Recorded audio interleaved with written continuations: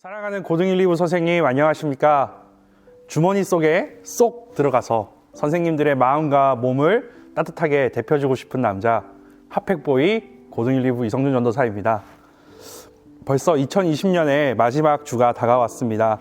12월의 마지막을 선생님들과 함께 하지 못해서 너무나도 아쉬운데요. 이 시간 비대면이지만 하나님의 말씀을 함께 볼 때 시공간을 초월해서 은혜를 주시는 그 하나님의 은혜가 우리 선생님들의 가정과 삶 가운데 있기를 간절히 소망합니다.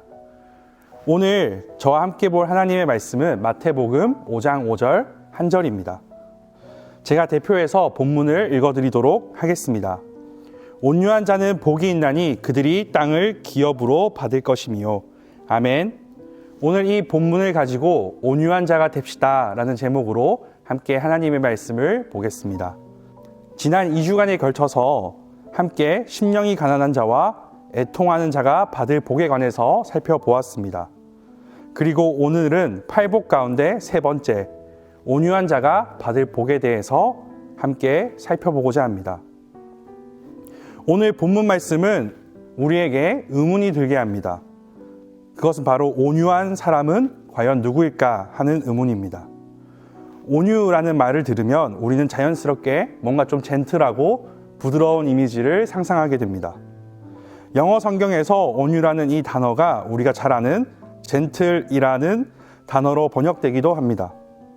그래서 우리는 온유한 사람이라고 하면 뭔가 부드러운 이미지, 배려하는 이미지, 그런 모습들이 자연스럽게 연상됩니다.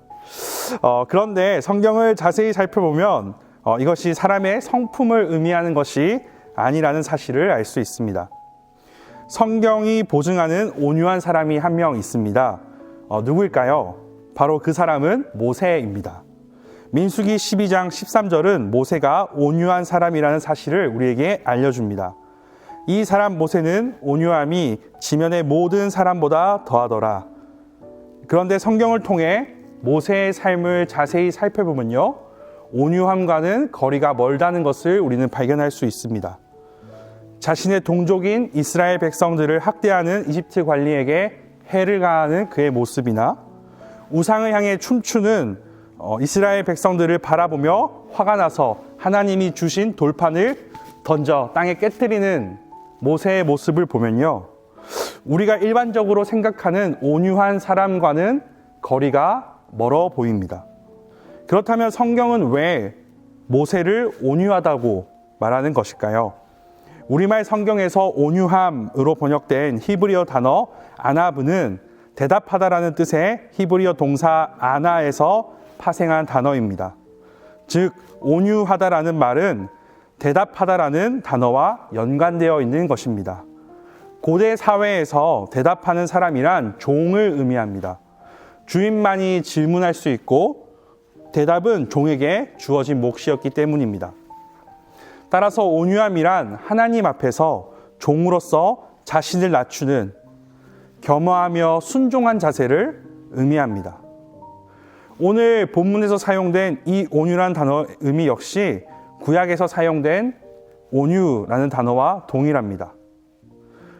우리는 본문을 겸손한 자는 복이 있나니 그들이 땅을 차지할 것이요 라고도 해석할 수도 있습니다.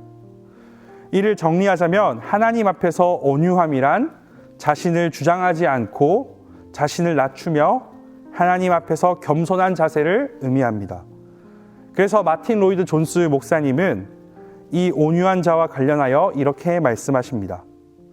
온유한 사람은 하나님의 말씀 앞에서 자신을 비추어 보는 사람이다. 그는 스스로 얼마나 부족하고 연약한 죄인인지 아는 사람이다.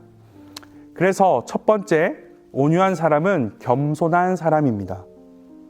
날마다 말씀 앞에서 자신이 죄인임을 인정하며 오직 예수 그리스도의 십자가 사랑과 은혜 외에는 구원의 길이 없음을 고백하는 사람인 것입니다. 두 번째로 온유한 사람은 하나님의 말씀에 순종하는 사람입니다. 그래서 스펄전 목사님은 온유한 자를 이렇게 표현합니다. 진실로 온유한 자는 무엇보다도 하나님의 뜻에 복종합니다. 하나님의 뜻이 어떠하든지 무조건 순종합니다. 즉 온유한 자는 자신의 권리와 주장을 드러내기보다는 자신의 권리를 포기하고 하나님의 뜻을 구하며 그 뜻대로 행하는 사람인 것입니다. 정리하자면 온유한 자는 첫째, 하나님 앞에서 겸손한 자이며 둘째, 하나님의 말씀에 순종하는 자입니다. 그래서 온유한 사람은 궁극적으로 예수님을 닮은 사람을 의미합니다. 마태복음 11장 29절 말씀입니다. 나는 마음이 온유하고 겸손하니 나의 멍에를 메고 내게 배우라. 예수님은 온유함의 극치이며 온유함의 본이 되시는 분인 것입니다. 하나님 앞에 겸손하며 말씀에 순종하는 자, 이러한 온유한 사람에게 주어지는 결과는 땅을 상속받는 것입니다. 예수님의 이러한 말씀은 우리에게 너무나도 큰 위로가 됩니다. 왜냐하면 이 말씀은 승리가 강한 자, 힘 있는 자에게 주어지는 것이 아니라 하나님 앞에서 자신이 너무나도 작다는 것을 인정하며 겸손한 자, 그리고 하나님의 말씀에 순종하는 자들에게 주어진다는 것이기 때문입니다. 그렇다면 온유한 자에게 주어지는 이 땅은 무엇을 의미하는 것일까요? 땅이라는 말은 유대인들에게는 약속의 땅을 의미했습니다. 예수님께서 미래의 하나님의 유업을 가리키기 위해 땅이라는 말을 사용하셨던 것입니다. 그래서 오늘 본문의 이 땅은 마음이 가난한 자에게 허락되는 천국, 즉 하나님 나라와 동일합니다.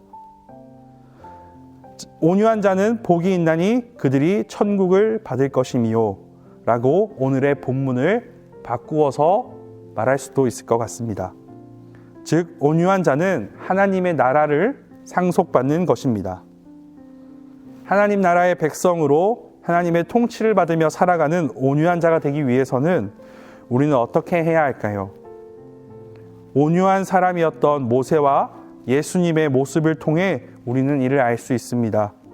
성경을 통해서 우리는 모세가 기도의 사람이었다는 사실과 예수님께서 그의 모든 사역들 가운데 기도하셨던 모습을 발견할 수 있습니다.